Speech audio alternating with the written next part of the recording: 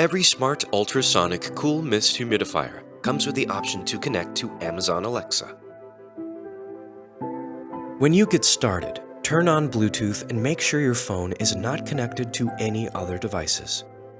If you have already connected your humidifier to the VeSync app, you're ready to begin. Start by going to the Third-Party Services feature on VeSync.